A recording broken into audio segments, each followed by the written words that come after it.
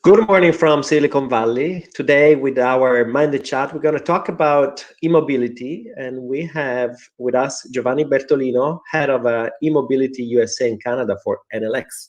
Good morning, Giovanni. Good morning, Marco. Thanks for having me here. A pleasure. And you are in Silicon Valley as well, correct? Yes, since just a couple of months. I moved from Massachusetts here. I got good at the bed of this area with the smoke. And just a list of the things that you and your family must have experienced in the beautiful Northern California is unique. So, you know, yes. I don't buy you. But if you go through those periods, the rest will be just a beauty. Excellent. So today, the topic of discussion is a very hot topic in the industry, but not only, because it's impacting all of us. Is electric mobility. So we want to dive deeper into some macro trends, the view that you have for an industry, the company you represent, Enel X, and obviously also some of the expectations where the market is going and how is that going to impact us consumers. So excited for the chat. I would say let's start from your background. You've been with Enel for quite some time. Before that, you were in McKinsey. So maybe a little bit of your path to what you're doing today. Yeah. As you said, I've been with Enel, now it's 10 years. Joined Enel from McKinsey at the time. I'd been working for Enel as a consultant for a while before. That was the period where Enel had just acquired Endesa and managing the integration of all the activities with Endesa. And one thing that they were doing, putting together those two teams, was focusing on managing our presence on the carbon markets, on carbon offsets coming from the Kyoto Protocol, and I was asked to join Enel to deal with carbon regulation and carbon markets. So that was my first experience directly in Enel, being the spokesperson and advancing thinking on how to evolve those rules to allow to attach a value to carbon emissions. Since then, I moved into business development. And 3 years ago, I moved to the United States, doing business development for energy storage. And since less than a year, I then moved to Enel X to lead the mobility team here. So let's give a couple of words about Enel. Obviously, very well known in the world, a little bit less probably in US, where the market is wider. Second energy company in the world, depending on how you count it, but it's definitely one of the major players around the world. So give us a little bit of maybe some numbers about Enel, and then we dive deeper in what is the big project of Enel X. Yeah, Enel is for sure one of the largest electric utility, private electric utility in the world, and for sure the largest investor globally in renewable energy, with more than 46 gigawatt of renewable capacity worldwide, and growing. We're adding 3 to 4 gigawatt of new capacity per year. And that's really the cornerstone of our strategy. Enel was a state-owned utility in Italy, and through process of privatization, it underwent a significant change and became a multinational. And from a coal and gas generation is now moving very fast towards becoming a fully renewable producer of electricity, but we also manage distribution networks. We serve more than 70 million customers around the world. We're present in all continents, almost 40 countries. And in the United States, we're actually going to celebrate, I think in 1 month or two, 20 years of presence in the United States. United States was the first acquisition that Enel did outside of Italy. And we acquired a small hydro generator based in the Northeast. And from like 300 megawatt of capacity in, or less than 300 megawatt in 2000, we are now more than 5 gigawatt of capacity in the United States and Canada. And over the last few years, we have expanded beyond renewable generation, which is managed by Enel Green Power. Through a series of acquisition performed in 2017, we have created what is now Enel X presence in North America, which is now the leading player in demand response, thanks to the acquisition of Enernoc.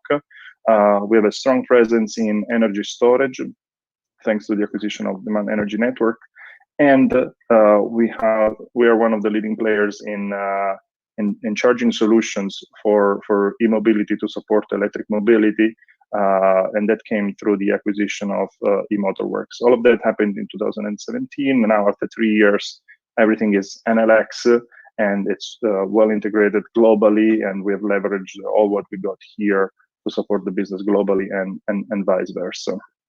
So we had the pleasure, obviously, to have your CEO as one of the guests that we had here a few months ago, Francesco Starace. And so we were definitely reinforcing Enel's positioning into renewables, from as the front and center, and with all the intricate potentials that the market is offering.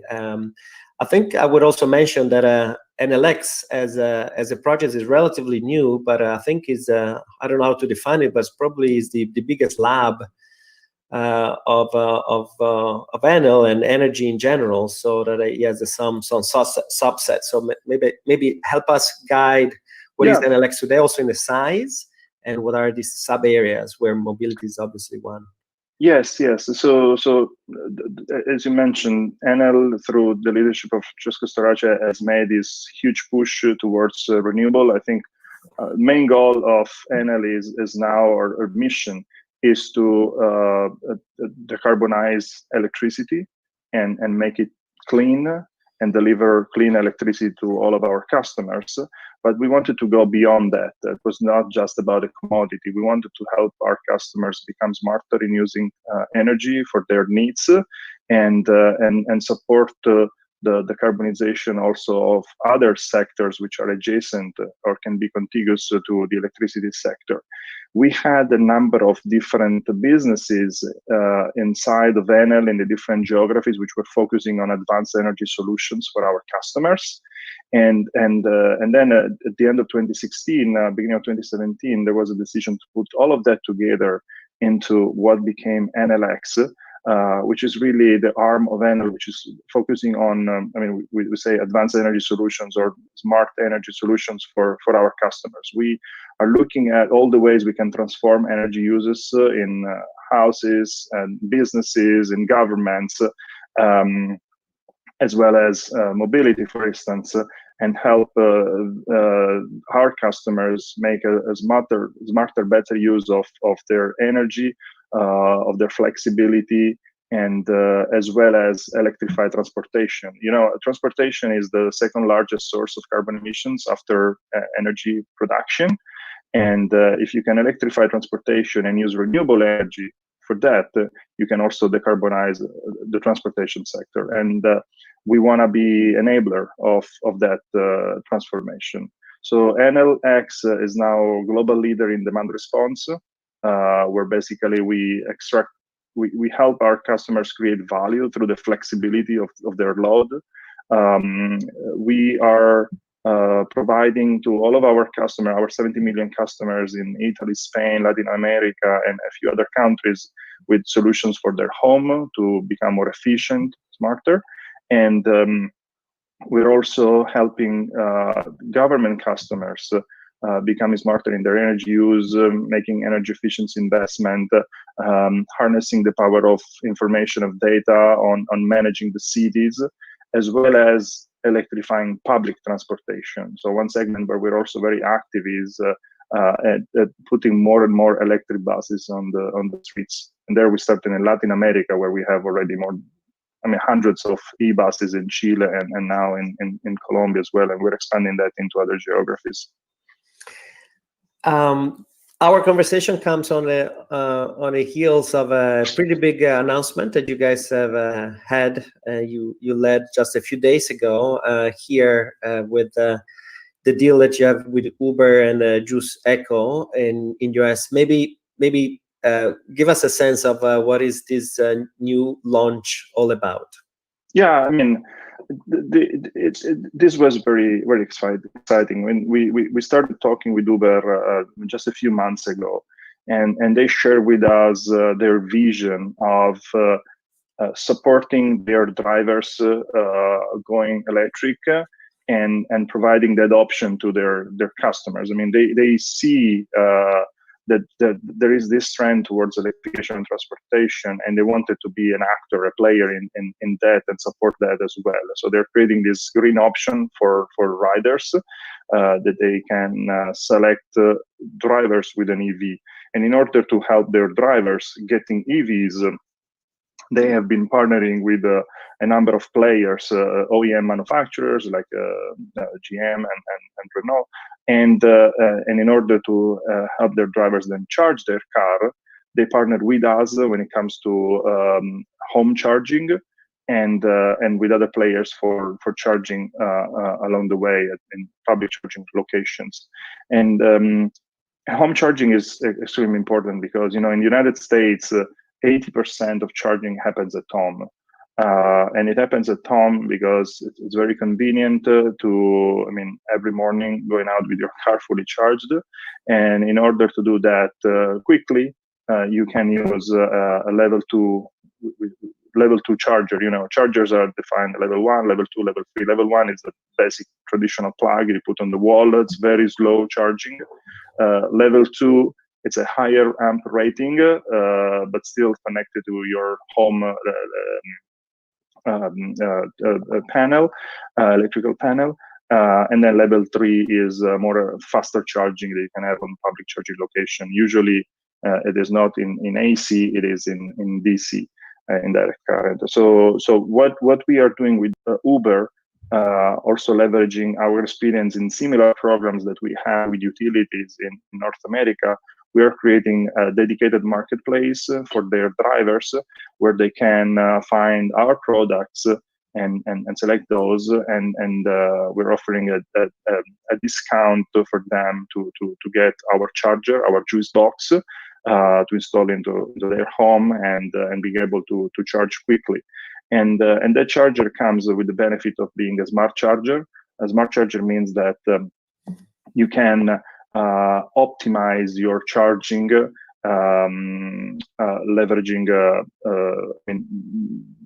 being able to respond better to your needs in terms of when you need your car charged, when you want to charge, but most importantly, leveraging time of use rates with those utilities that allow those, or enabling some of our services of optimizing charging according, for instance, to what is the carbon intensity of electricity in the grid at any given time. It's a feature that is called JuiceScreen. Or participating to offering demand response service from the chargers to the grid and monetizing that. And that's a program that we call Juice Points. And we can talk about more of that later on, what kind of contribution chargers can provide to the grid. And in addition to that, we are offering bundled to the charger JuiceEco. JuiceEco is a brand new product that we launched. We wanted to decarbonize transportation, but you're getting your electricity from the grid, and every provider has a different percentage of renewable energy, part of that mix that supplies to you. But how can you be sure that you are leveraging 100% renewable energy for your driving? We're not a retailer in the United States, so we couldn't get directly to the charger and being an electricity supplier, but we found a solution which works almost the same. Basically, we are packaging JuiceEco into packages of miles. So let's say you drive 10,000 miles per year, that equates on average on about 4,600 kilowatt hour. If you buy JuiceEco, you are buying 4,600 kilowatt hours of renewable energy certificates. So it's not a straight electron that comes to your house, but you're making sure that in the grid in the United States, 4,600 kilowatt hours of renewable energy are injected into the grid. That is done through renewable energy certificates. That process of securing those certificates is guaranteed and certified by a third party. So when you buy JuiceEco, you get a certificate that states that you are leveraging, that you are contributing to renewable energy generation equivalent to the amount of miles that you're driving. So, that was part of the launch with Uber, but of course we're offering that to all of our customers. Got it. So to simplify, the product is the juice box that everybody can actually buy, has been in the market for a few years on Amazon and Enel X actually directly. Yep.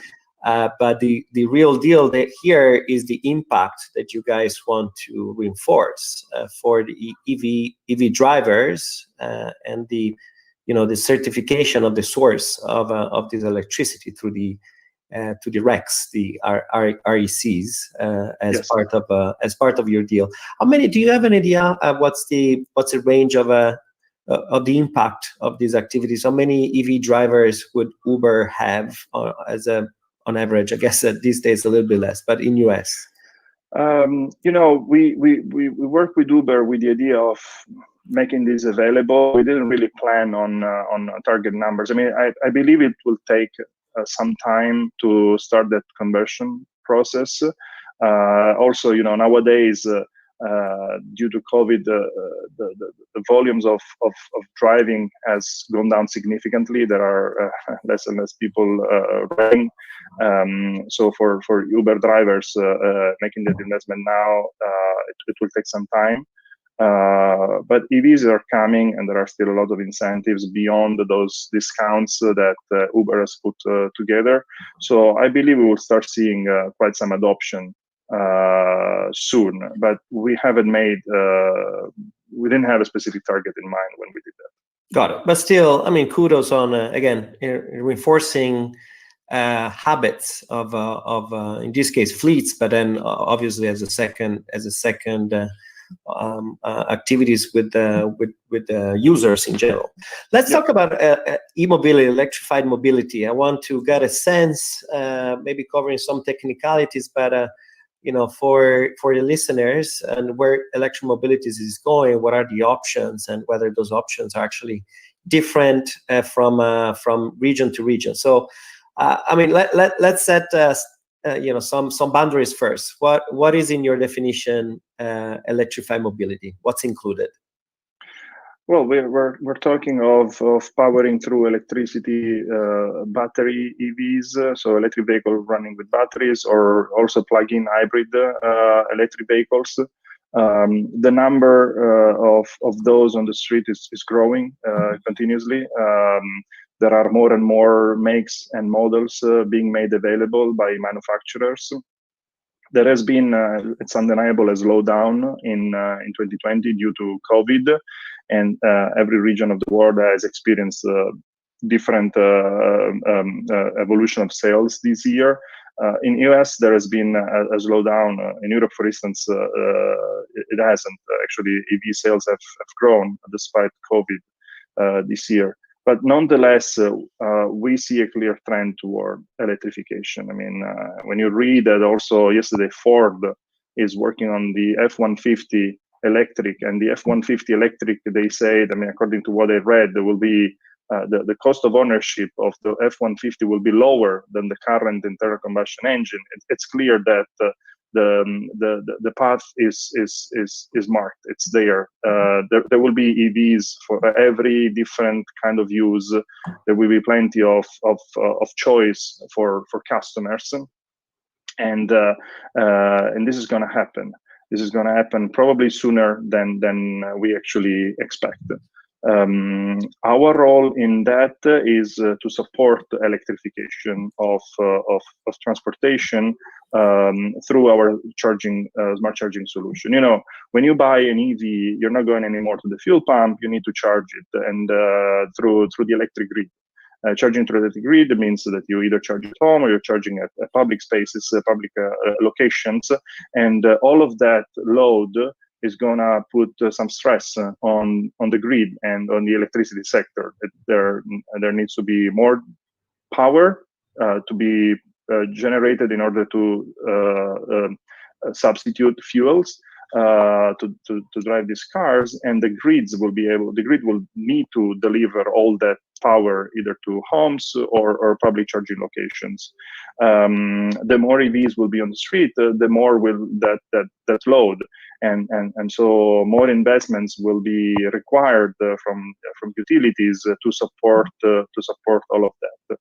So just to stop there, just to get a sense of how is that the impact. So on one side, we're looking at EVs as a great opportunity to also as for power storage and to some extent generation, but on the other side, with the electrification of vehicles, that comes also a heavier or different infrastructure that it needs to be improved in order to support the adoption. So let's talk about the two things, one after the other. So what is the overall grid potential of also of having, maybe even in California, where you are now, of having this distributed eventually network?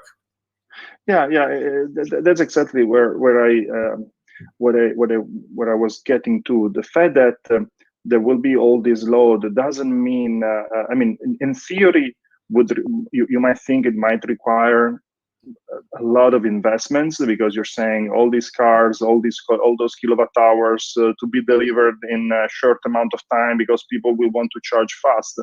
But actually, if you start seeing what the impact is, and you think about the ways you can mitigate that, actually there is so much burden that is added to support the electrification of the grid, and that's really where our solutions come into play, because through smart charging you can mitigate significantly the impact of charging onto the grid.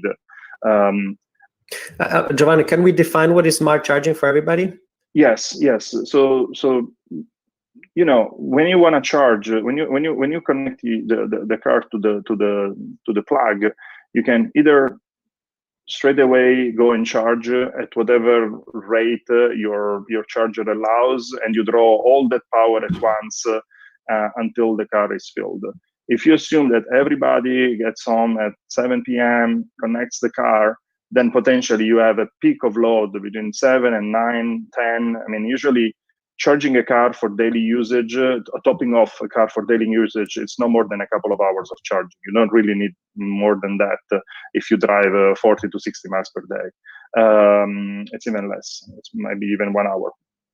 So if all drivers were to do that, there will be a huge peak on the grid, which might have an impact. I mean, like we had those heat days a few weeks ago in California, and PG&E had to shut down the grid in certain regions. But as I said, actually a driver needs only 1 or 2 hours of charging session, but you have 8 to 9 hours in a night to do that charging. So with smart charging, we can stagger that charging.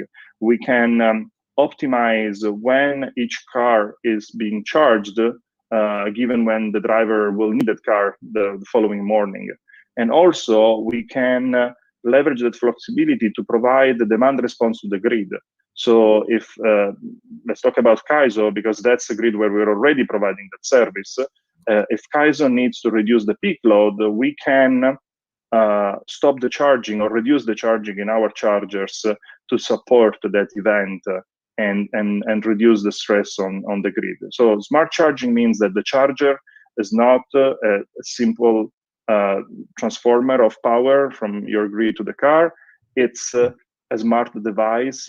It's connected to the internet. It can be remotely monitored and controlled. It has the ability to respond to all kinds of signals, to increase, decrease power, adjust to certain levels, and perform the charging according to a certain schedule or program or logic.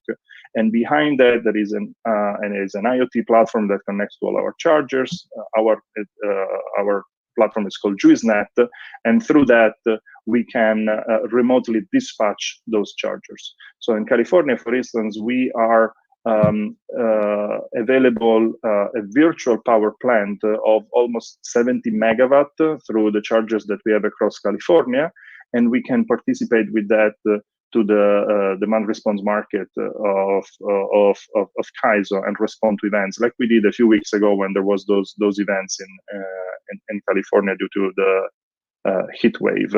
So smart charging is the ability to manage and control chargers in a way that reduces the strain on the grid.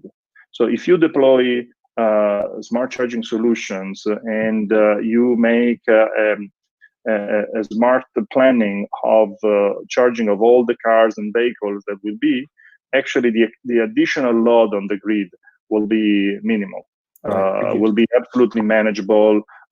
Utilities will be able to perform investments and upgrade the grid in a much slower time frame and support that electrification. Then, of course, when it comes to public charging, there things are a bit different, especially if those are locations where you're charging along a trip. So in that case, usually drivers want to be able to charge very quickly because they want to get along on their journey as fast as possible.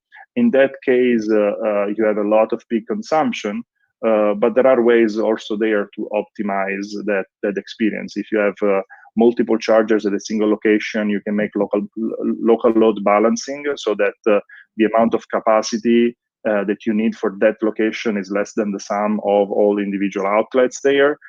Or you can add storage, for instance, to those locations and optimize in a form of microgrid to reduce those peaks. So there are ways to design a grid, whether it's at home, or the usage of the grid, whether it's at home or public spaces, that reduces the strain on the overall grid and allows for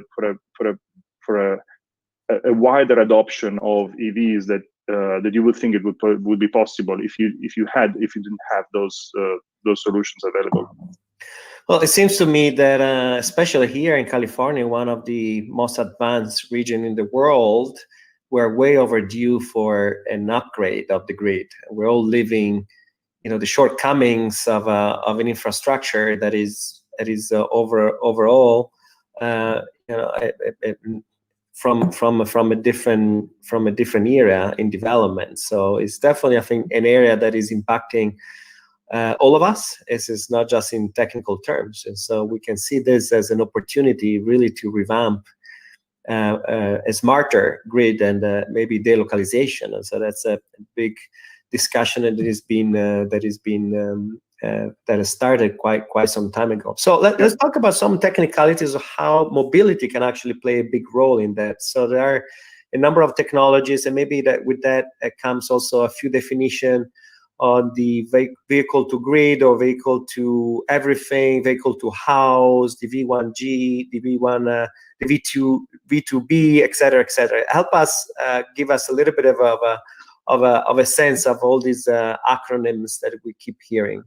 Yeah, so the concept there is that, you know, you have these vehicles that potentially are huge or significant power loads when you want to charge them. And in addition to that, those vehicles come with big batteries. So how can we use those assets to provide value or mitigate impact to the grid? So the first layer is of vehicle to grid integration is what we call V1G. And this is something that we're already doing. It's what I was mentioning before. So the fact that we can respond to signals from the grid and reducing load, providing demand response, that is what we call vehicle to grid integration, V1G, the first level of integration, where we are simply managing a load as a dispatchable load, as a load that can be reduced when needed. This is already a reality in California. We do that also with a few utilities across the United States, but in other regions in the United States, there is still need of the proper regulatory framework and market tools to make that happen. So I'm sure we will see that soon, but in California, it's already a reality. The next step beyond V1G, which basically reduces the flow of electricity, that leverages the ability to reduce the flow of electricity from the grid to the car, is to play with the reverse. So in the car, we have a lot of electricity stored in the batteries. How can we use that back? On the grid or even maybe in my other storage if I have to, or my building. Exactly. So the first level of V2G integration could be at the microgrid level. So can I use that energy to power up my house in case of a blackout, or a building if I have multiple vehicles or a fleet, for instance, or how can I manage in a smart way a microgrid that I might have, because maybe I have some other storage or I have PV. How can I optimize the flows of electricity to the different resources that I have? So that's a behind the meter V2G. So everything happens behind the meter with the grid within the house or the building where you have those resources. The next step further is bringing that energy back to the grid. That's a full V2G integration where the charging infrastructure becomes bidirectional and allows the electricity for the car to go back to the grid. We've been doing a lot of pilots on that in Europe, not yet in the United States. This is something that is not yet a reality for a number of reasons. Nowhere. So there is no country today in the world that allows that. Because I mean, something that we've been talking about for quite some time. You think that you know, it's not. It's available. It's not a commercial reality. It hasn't scaled up from the pilot level because there are very few vehicles that allow that. Especially if we're talking about passenger vehicles, there are very few vehicles that have an onboard charger that allows a bidirectional flow of electricity. It's probably related, you know, to warranties on the battery. They didn't want, when they designed the car, that you could use that battery to provide that service, because of course it might deplete the battery a bit faster. But also the market rules are not there. And if we are talking of very distributed resources, so the batteries in the houses in a neighborhood, it is those are very, very small units that it's hard to aggregate and bring them up at a meaningful level on the grid so that you can exploit nodal prices. I mean, it's too fragmented. However, there are pockets where V2G is probably immediately can become immediately reality, which is when talking about fleets. We're talking about depots where you have a large number of vehicles with big batteries, so heavy-duty vehicles, buses. In that case, when you can aggregate big batteries in a single location, so putting together a big load, then you can actually make that, manage that as if it were a battery, a big battery, and the technology is already there. And I believe that we will start seeing that pretty soon. But so regulation vehicles, regulation has to follow, right? It's not a technology problem. It's more yes, of a regulation. we need to move from the pilot stage, where a lot of utilities have played with that. We need to move from the pilot stage to actually having products in the markets and rules in place that allow to do that, that can treat these aggregation as virtual power plants and participate to the market according to their capabilities. I mean, we've been having all this discussion with storage already. I mean, if you think about the fights in PJM on how to integrate storage, I mean, it's the same story. I mean, these resources have capabilities, but also have limitations. So every rules and product needs to be defined according to those limitations. And once you have that, and you starting having critical mass, then you will start seeing this. I think when it comes to buses and fleets, we will soon see V2G. So we already started, the last part of this conversation. That is, I want to pick your brain in some prediction, some looking ahead. So on that note, what do you think from a geographical perspective, from country perspective, what do you think among both US or maybe even regions within the US or Europe or China, where do you think is the the best ecosystems to overall, one side create the mass adoption of EVs, on the other side test and make all these prediction of yours a reality? China is definitely more advanced than any other region in EV adoption. They came late to the party, but they moved very fast. There's been a very strong government push. They realized that electrification of vehicles has huge benefits, not just to carbon emissions, which is a global issue, not just to dependency on import of fuel. I mean, that's a big issue for China, but most importantly on local pollution. So the amount of particulate matters, NOx emissions from cars on the street was a huge problem for air quality in China. And they've been pushing that tremendously. And they benefited from that because they built an industry out of that. I mean, almost all batteries are manufactured in China, and they have been creating a leadership also on EV manufacturing. And at some point, we will see more and more Chinese cars across the globe. So they're definitely more advanced. And when it comes to charging solutions, I believe they will start becoming very smart as well there.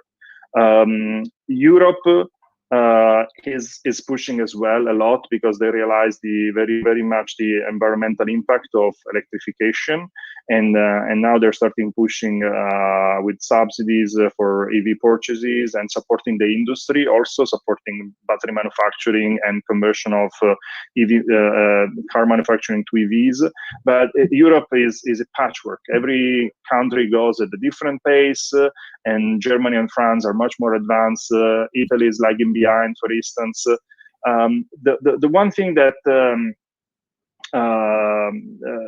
that sets United States apart from Europe, and despite the fact that there has been a slowdown in policy push in the last few years, also due to the current administration, is the fact that in the US we have a lot more of individual homes rather than condos or multi-unit dwellings like we have in Europe. So EV adoption is somehow easier, I believe, in the United States because people can indeed benefit of home charging, while in Europe it's something that it's coming slower and people are relying more on public charging. so the issue with public charging usually is that it's that famous chicken and egg problem with the range anxiety. If you don't see enough chargers on the street, you always fear that if you buy an EV, you won't be able to charge it. And that's really a big problem in Europe. And in the United States, there has been a very good policy push on building public charging infrastructure, which is now much more widespread than in Europe.